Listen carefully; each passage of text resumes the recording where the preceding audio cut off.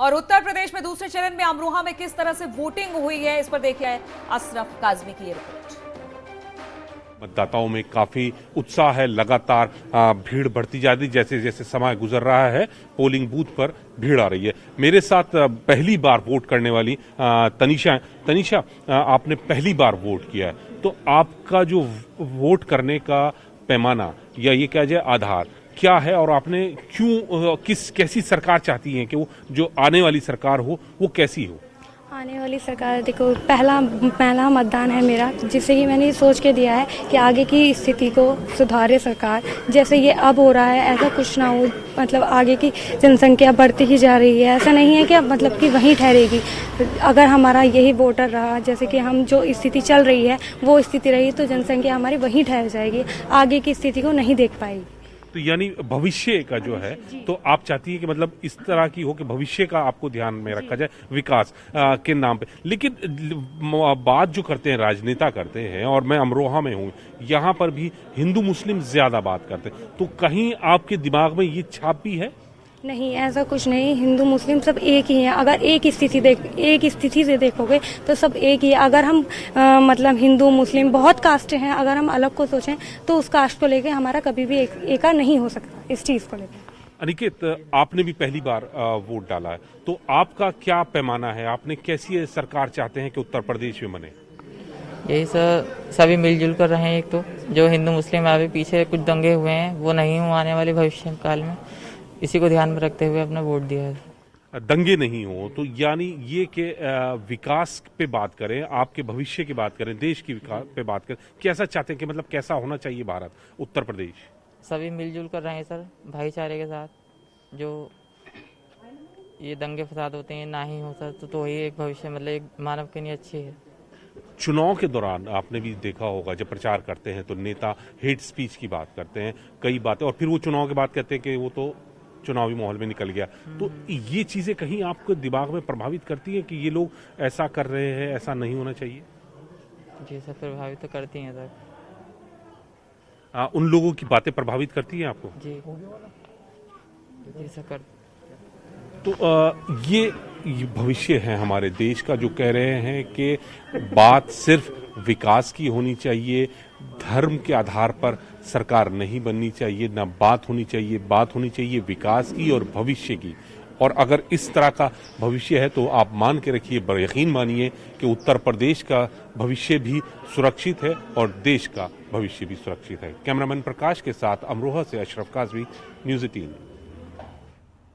और हमारे साथ हमारी सहयोगी आस्था भी जुड़ी हुई है। आस्था, अब क्या तस्वीर है वोट परसेंटेज को लेकर भी हम देख रहे हैं, क्या अब लोगों का उत्साह, भीड़ नजर आ रही है खूब?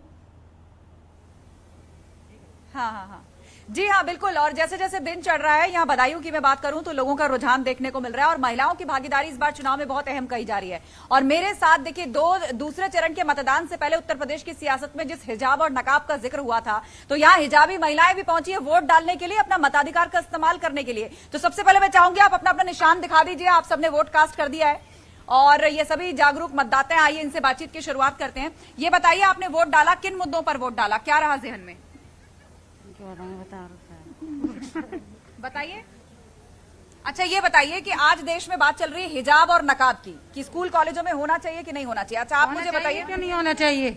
जरूर होना चाहिए। अच्छा, स्कूल कॉलेज में यूनिफॉर्म होनी चाहिए या फिर हिजाब में जाएंगी आप? हिजाब में। हम यूनिफॉर्म में क्यों जाएंगे, हम हिजाब में जाएंगे। अच्छा, तो ऐसे ही स्कूल में एडमिशन लेना चाहिए फिर जहाँ पर हिजाब अलाउड हो, लेकिन दूसरे स्कूल में जाके ये कहना कि हम ऐसे आएंगे, आपको लगता है ठीक है? हाँ ठीक है, हम हिजाब में जाएंगे। हम ऐसे स्कूल में जाएंगे क्यों जिसमें हिजाब नहीं चलेंगे। तो मतलब ऐसे ही स्कूल में एडमिशन लेना चाहिए? जी हाँ, ऐसे ही लेंगे। हाँ, ये बताइए फिर पढ़ाएंगे कैसे बच्चे? पढ़ाएंगे ही ना, फिर ऐसे बैठा ले रहेंगे। हिजाब नहीं लगाएंगे, हाँ जी, वो हिजाब ना लगाएंगे, मतलब क्यों जाएंगे बच्चे, क्यों स्कूल जाएंगे ही ना। तो मतलब स्कूल में सिर्फ पढ़ाई की बात होनी चाहिए? हाँ, पढ़ाई करवाएंगे अपने स्कूल में, जब नहीं जाएंगे तो नहीं जाएंगे, नहीं पढ़ाएंगे फिर हम। देखिए, दो तरह का माइंडसेट है। एक तरफ प्रोग्रेसिव माइंडसेट है, वो कह रहे हैं कि हिजाब पहनेंगे तो पढ़ाई कैसे करेंगे, ब्लैक बोर्ड पे जो लिखा जा रहा है उसे देखेंगे कैसे। और दूसरी तरफ है, वो ये कह रही है कि हम ऐसे स्कूल में जाएंगे जहाँ पर हिजाब होना चाहिए। आपका क्या मत है इसको लेकर? तो दिखेगा कहाँ से, जब वो हिजाब लगाओगे तो दिखेगा कहाँ से? आप इस तरीके से जैसे नकाब मास्क पहन के जिस तरीके से आएंगे इसी तरीके से नकाब में दिखेगा, क्यों नहीं दिखेगा? जिस तरीके से अभी डांटा लगा है उसी तरीके से जब बोर्ड पे कुछ लिखा होगा जब। अच्छा ये बताइए आपकी क्या उम्र है?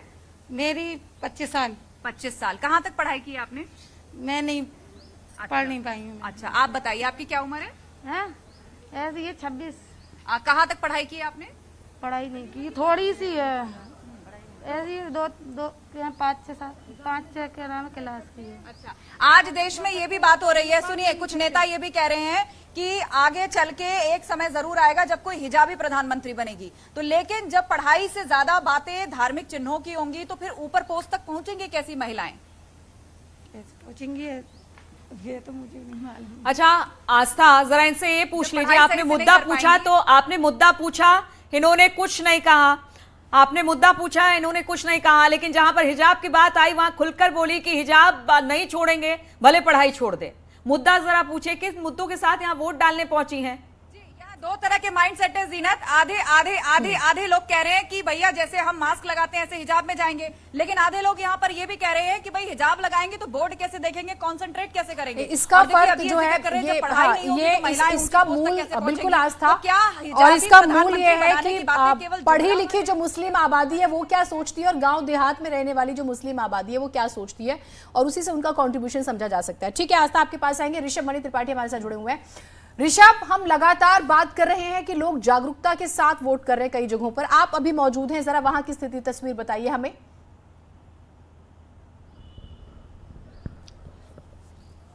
वक्त गवर्नमेंट इंटर कॉलेज है, GIC बोलते हैं बरेली का, वहाँ पर मौजूद हूँ।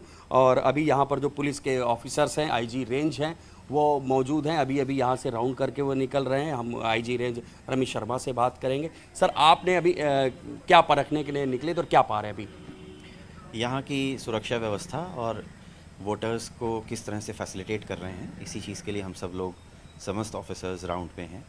विभिन्न स्तर का रिस्पांस मैकेनिज्म है। यहाँ पे आके देखा सब कुछ सुचारू रूप से सुदृढ़ सुरक्षा व्यवस्था के साथ चल रहा है। मतदान सकुशल जारी है। यहाँ चेक करके अब अन्य स्थानों की चेकिंग के लिए मैं निकल रहा हूँ। सर आपकी रेंज में कौन कौन से ज़िले हैं, और अगर बरेली की बात कर ले वोटिंग परसेंटेज क्या है? जनपद बरेली में 11 बजे तक लगभग 23% के आसपास मतदान हो चुका है, 22 से 23% के बीच।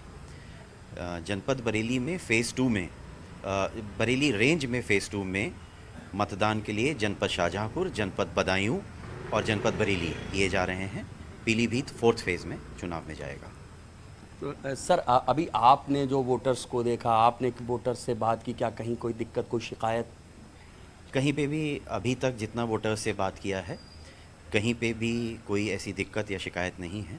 सभी के द्वारा संतोष व्यक्त किया गया है। जो ठीक है, तो मतदान सुचारू रूप से चल रहा है जिस तरह से अधिकारी, पुलिस अधिकारी बता रहे हैं। उमेश भी हमारे साथ बिजनौर से जुड़े हुए हैं। उमेश, वहां पर अब तक मतदान प्रतिशत क्या रहा है और लोग अब घरों से निकल रहे हैं? क्योंकि अब हमने देखा जैसे जैसे दिन आगे बढ़ता चला जा रहा है, जो लाइनें हैं वो बढ़ती चली जा रही हैं। वहां पर क्या देख पा रहे हैं आप? जी हाँ, देखिए बिजनौर की 8 विधानसभा सीटों में 11 बजे तक तकरीबन 25% मतदान हो चुका है और लोग बढ़ चढ़कर लोकतंत्र के इस महापर्व में हिस्सा ले रहे हैं। और निश्चित तौर पर लंबी लंबी कतारें ये बताने के लिए काफ़ी है कि अब दिन खिल उठा है, तो लोग अपने घरों से निकल रहे हैं और मतदान का प्रयोग कर रहे हैं। आप इन तस्वीरों में देखिए कि किस तरह से यहाँ पर महिलाएं एकजुट हो चुकी हैं और यहाँ लगातार कतारों में लगी हुई हैं, अपनी बारी का इंतजार कर रही हैं। हम सीधा मतदाताओं से ही रूबरू होते हैं, उनसे पूछते हैं कि आखिर किन मुद्दों के आधार पर वो वोट डालने के लिए जा रही है। मैडम आप ये बताइए कि क्या मुद्दा है आपके जहन में, क्या सोच रही हैं, क्या सोच करके वोट डालने के लिए जा रही हैं? अंदर जाके डिसाइड करेंगे क्या किस पे वोट डालना। अंदर जाकर डिसाइड करेंगे किसको वोट डालना है। आप क्या कहेंगी मैडम, मुद्दा कितना इंपॉर्टेंट है, क्या सोच करके वोट डालने जा रही हैं दादी? ये सोच के जाना है, वहाँ देखिए जाके कहाँ लगे। खूब एंजॉय कर रही हैं, खूब एंजॉय कर रही हैं मतदान को भी। आप मैडम क्या कहेंगी, कितना इंपॉर्टेंट डे है आज, कितना इंपॉर्टेंट डे है? ये मुस्कान बताने के लिए काफी है कि मतदाता आज कितना खुश है, मतदाता हंस रहा है और मतदाता लगातार खुशी जाहिर कर रहा है कि वो अपने सबसे बड़े अधिकार का प्रयोग कर रहा है। आप क्या कहेंगी, कितना खुश हैं कि आप मतदान करने के लिए आई हुई हैं और क्या सोच करके वोट डालने जा रही है? ठीक ठीक है, और चूंकि अब इस पर प्रतिक्रिया भी आ रही है, मतदान देने सब पहुंच रहे हैं और यहाँ पर भी मतदान को एंजॉय करिए। बाबा रामदेव ने भी कुछ कहा है, आइए सुनते हैं उनको जरा। मेरा वोट देश के लिए, क्योंकि देश से बड़ा कुछ भी नहीं है। राष्ट्र हित सर्वोपरि है, राष्ट्र धर्म सर्वोपरि है।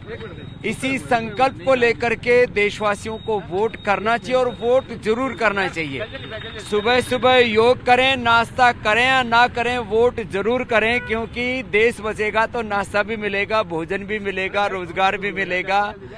गैस, डीजल, पेट्रोल सस्ता चाहिए लोगों को। मेरे से लोग बहुत पूछते रहते हैं, बाबा जी 35 रुपए में पेट्रोल कब मिलेगा। तो और बहुत सारे मुद्दे हैं, लेकिन देश रहेगा तो सारे मुद्दों का भी समाधान होगा। इसलिए सब घरों से बाहर निकलें और वोट जरूर करें। जहां आपको अच्छा लगता है कि ये प्रत्याशी बहुत अच्छा है, ये पार्टी बहुत अच्छी है, ये देश के लिए को आगे लेकर के जाएंगे, तो ऐसे विजनरी लोगों को चुनेंगे तो निश्चित रूप से भारत का लोकतंत्र बचेगा, लोग बचेंगे, देश आगे बढ़ेगा। इसी संकल्प के साथ आज हम पूज्य आचार्य जी वोट करने आए हैं और पूरा देश वोट कर रहा है और करेगा। अभी तो 5 प्रदेशों की बात है। वोट हमारा बहुत बड़ा लोकतांत्रिक अधिकार भी है और इसी से हम संविधान और देश को बचा सकते हैं और अपना हक भी ले सकते हैं। तो आपके बाबा रामदेव का मतदाताओं को स्पष्ट एक संदेश था। उन्होंने कहा कि योग करिए, वोट करिए, नाश्ता तो होता रहेगा। जिन पार्टी को भी आप पसंद करते हैं